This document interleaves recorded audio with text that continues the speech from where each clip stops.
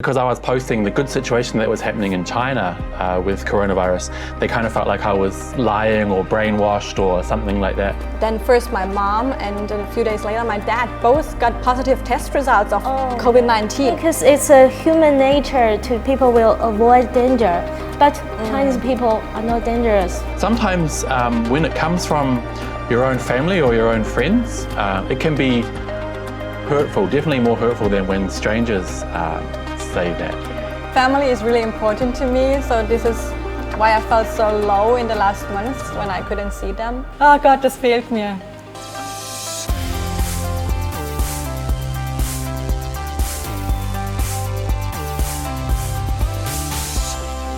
Hey guys, I'm Minnie. Hi, I'm Anna.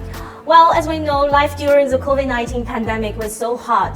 Today we are going to talk with a social media influencer and a journalist, Andy Forum, who has been to Wuhan twice after the lockdown there was lifted. And I will call my parents to share our family story during the pandemic. Andy is a Kiwi who is currently working in Shanghai as a journalist. Recently, he produced a video comparing Western media's totally different reports on China and New Zealand's zero-tolerance policy to contain the pandemic. It's quite arresting. Hey you guys, welcome back to Reports on China. I'm Andy. Western media have one English word they love to use a lot when speaking about China's response to COVID-19: draconian. The Washington Post claimed that China's Delta outbreak is testing the limits of its zero-tolerance approach. Now, keep in mind that New Zealand also has a zero-tolerance approach, which basically means that both countries have decided their strategy is to have zero cases and not to live with the virus, as the USA, UK and other nations have suggested. But as we'll see shortly, the treatment from Western media is blatantly contradictory when reporting on China. CNN called China's response dramatic. China's worst coronavirus outbreak in a year has authorities taking dramatic measures to stamp out new infections, they say. Well, draconian, dramatic, I think the wording of some Western media is really dramatic. Anyway, thanks to these dramatic measures, I am still alive. Yeah, and you know what? Sometimes it's hidden in the details. If you wouldn't line it out, I might not have seen, what is going on actually. Yeah, Andy just analyzed everything. Let's give him a call. Sure. Hi, Andy. How's it going? Hey Minnie, hey Anna, how's it going? Good. Hi there. Hi. Many of our viewers in foreign countries are still going through the pandemic, so they might be curious about how the Wuhan city was like after the pandemic. So tell us a bit. How was your experience in Wuhan? I'm really curious to hear. Well, it was really interesting, actually. As you said, right now, a lot of people are still going through lockdowns. But back then, it was kind of something new. So when Wuhan came out of lockdown after, I think, 76 days, I was really eager to go and check it out. I thought people might be running out of their houses, freedom, woo! But actually, it was kind of the opposite. Like everyone was kind of staying inside the first time I went. First time, yeah. I think people were really still quite scared. So I went back again about a month later and it was a lot more lively. Yeah, so they are still cautious and not too many people on the street. So what about the second time compared to the first time? Well, the second time was really interesting because I went with a friend actually. She's from Wuhan and she hadn't seen her family for a long time. Everyone was locked down, her and her friends and stuff. So it was really interesting going with her to check out her city, which we'd been watching on the news for so long. So she caught up with her friends and I tagged along. It was a bit busier than the first time, but still I would say people were still really cautious. Still cautious. Oh. Yeah, still cautious, but that's China. I think everyone here knows what they need to do.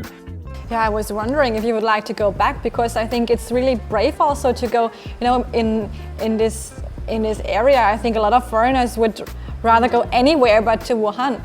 I think probably recently Wuhan's been one of the most safest places in all of China and definitely in the world. I mean, all of China's pretty safe, but I think I would really recommend everyone, if they get the chance to head to Wuhan, because it is such a beautiful place. It's in the center of China. It's a lot different if you're a foreigner who lives in Beijing or Shanghai. It's more, I guess you could say, more Chinese. And the food is amazing, so I'd really recommend anyone go there. Have you tried 热干面? You said the food was amazing. I tried it. Actually, the first time, because the place was still not under lockdown, but everyone was still, couldn't go to restaurants. So I ordered it on takeout. I had to lower my expectations because I heard you should eat it, as soon as it's put together. Eat it straight away when it's really hot. But it was a little cold and... Oh, cold, yeah. I think I'll try it again. It was good for the situation, but I think I need to try it again. Yeah, if I'll go for a third time, definitely try again. Definitely. It's got like a peanut. It's got like a peanutty flavor, I think. Have you guys tried it? The sauce, the sesame sauce or something, yeah? Sesame, that's the one, yeah. Which I tend to like, but I reckon if you eat it too much, you might put on a bit of weight. So I'm going to be careful. Too much energy. Exactly. Well, after Andy got back to Shanghai, he published 2 videos about his experiences in Wuhan. The total views, I think, already reached 500,000, I guess. So what was your response of your viewers? So the positive feedback on the Wuhan videos was good, but actually some other videos didn't have as good feedback. A lot of people were criticizing, kind of suggesting that, because I was posting the good situation that was happening in China with coronavirus, they kind of felt like I was lying or brainwashed or something like that, which is something you have to get used to, I think, when you're speaking about China internationally. But sometimes when it comes from your own family or your own friends, it can be hurtful, definitely more hurtful than when strangers say that. I can't believe that, because your video is just showcasing what you have seen, and you didn't fabricate anything. So how come? I think the world's quite divided at the moment. I hope people can come together, and this is a common struggle we're all going through. So I think if people could learn to, we're all human, I think that would be really, really powerful. I think it's important that, that people do authentic reports, and I think you should continue to do that.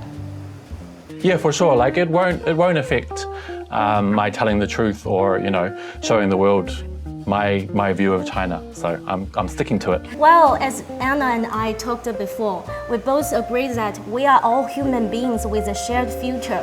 So when it comes to even talk about the origin tracing of COVID-19, we don't politicalize it.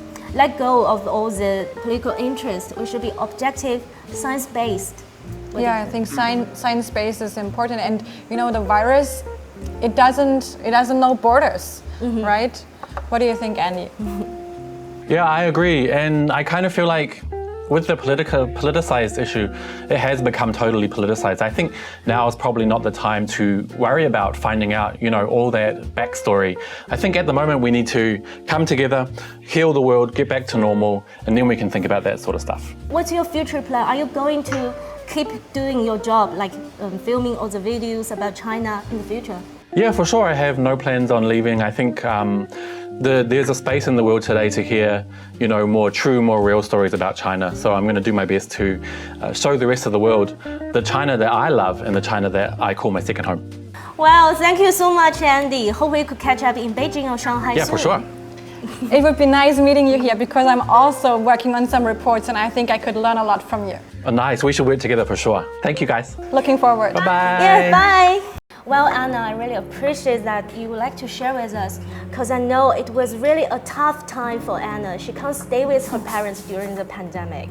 Yes, I've been here in China for the whole time, and I've actually been pretty concerned about the German situation because it got more and more severe. And I told my parents, to put on masks and stay put. And but then there was that day where my parents felt, a little bit sick. And then first my mom, and a few days later my dad both got positive test results of COVID-19. But never mind, they had already been fully recovered. Yeah. Well, I can't wait to say hello to them. Let's say hello. Hallo Mama. Hallo Annemarie. Hallo. How are you? Ich bin hier mit meiner Freundin Mimi. Annemarie ist da. Hallo, was macht ihr? Habt ihr schon gegessen? Ich bin gerade am Frühstück richten. Was gibt's? Und ich habe Brot gebacken. Oh, lecker. Du, ich wollte dich mal fragen, wie ist es eigentlich mit deiner Nase jetzt? Riechst du wieder alles? Ja, das ist viel besser. Und weißt, vorher war es ja so, dass ich in die Küche gestanden bin und habe Zwiebel geschnitten und konnte nichts riechen. Oder wenn ich gekocht habe, konnte ich nichts schmecken. Also, Weißt du was, wenn ich dann das nächste Mal heimkomme, dann können wir an Weihnachten Plätzle backen, dann riecht das ganze Haus. Ah, das wäre toll, aber meine Lieblingsplätzle. Ja, auf die habe ich auch Lust. Oh Gott, das fehlt mir. und du fehlst uns. They say they miss me. Oh, I could feel that. I saw your mom almost cry. Yeah. Well, Anna, I had a question. Has your parents ever been regretted not asking you go back to Germany when they got sick? Mini fragt, ob ihr es bereut habt, dass ich nicht nach Hause gekommen bin während der Pandemie. Nein, eigentlich nicht. Da haben wir darauf vertraut, dass da, wo ihr seid, es auch ausreichend sicher ist. Und wenn ich mir mal vorstelle, so große, lange Reise zu machen, das wäre sicher nicht gut gewesen zu der Zeit. Ja, das war richtig so. Ja, und wir sind in der letzten Zeit fast gar nicht außer Haus gegangen, eigentlich nur zum Einkaufen. Und Besuch hatten wir aus, gut wie gar nicht. Keine Verwandte, fast keine Freunde. Also Es war eine einsame Zeit für uns, ja. Ja, das stimmt. Aber wir haben ja viel telefoniert und viel geschrieben, also immerhin. Und Mama ist schon ein richtiger Pro mit dem Handy. Also, ich rufe euch nächstes Wochenende wieder an. Do you want to say goodbye? Oh, already done. So Yeah. how to say goodbye in German? Tschüss. Tschüss. Tschüss, Papa, Mama, Bernhard. Tschüss, tschüss. Tschüss, bis dann. As I don't understand German, so I didn't get what you have just saying to your parents. But I really feel they are a really lovely person. They're cute, right? I love seeing them. Yeah. You know, family is really important to me, so this is why I felt so low in the last months when I couldn't see them. The pandemic definitely changed a lot to all our lives. But anyway, we have to make the best of things. We have to seek Yeah. for happiness in suffering. So let's talk about something happy. You know what I loved in lockdown? I really had a lot of time for me, for myself, and but also with my husband. Oh, really? Yeah, and you have to know we are this Chinese-German couple, so that means we have a long-distance relationship story, and you know, we thought that was a challenge. But actually, in one apartment, being together 24/7 can also be difficult, right? Not for me. Yeah? Yeah, Are you lucky? I never get bored with my husband, even if spending 24 hours a day is fine. Nice. Yeah, but I had to admit, like every couple need to go through the hard time. Once you're going through the most difficult time, your relationship will getting even better than before. Yeah, that's true. You know what I'm thinking of? A friend of mine told me she is living in Germany, but she's Chinese, and she went to the supermarket and bought some stuff and was queuing up at the counter, and then she sneezed. And people suddenly hit the road. Can you believe? As if she would be the virus herself. It's awful. Yeah, can you imagine? Kind of discrimination. Yeah, and I even wrote about some reports that said dentists wouldn't offer service to Chinese citizens. So I was pretty shocked, and it must be tough, right? Yeah, because it's a human nature to people will avoid danger, but Chinese people are not dangerous. Yeah, true. But it also happened to me here in China. Chinese people were really aware that the situation in overseas was severe, and they started looking at me in a different way. And there was once that day when I wanted to cross a shopping mall, not even for shopping, just crossing it, and they didn't let me go in. So I was really confused. I believe it was a misunderstanding, you know? I'm angry about that. Which shopping mall? I will never shop there. Yeah, you know, I couldn't believe it either. But I think from what I've learned from the pandemic is that if you don't want to get treated in a special way, you shouldn't treat others in that way too, because this is unfair. Yeah, treat others in the way you want to be treated. If you want to be treated impartially, you should respect others and treat others equally. You know, at least I wouldn't blame anybody quickly, and I believe that the foreigners who have been spending the pandemic time here in China, they wouldn't do that either. Well, very informative talks, right? Yeah, a lot of information to digest. And in the future, we're gonna have more talks on different topics. Well, let's call it a day. Yeah, thanks for watching. We hope you like it. Don't forget to follow us on our social media. See you guys next time. Bye bye. Bye.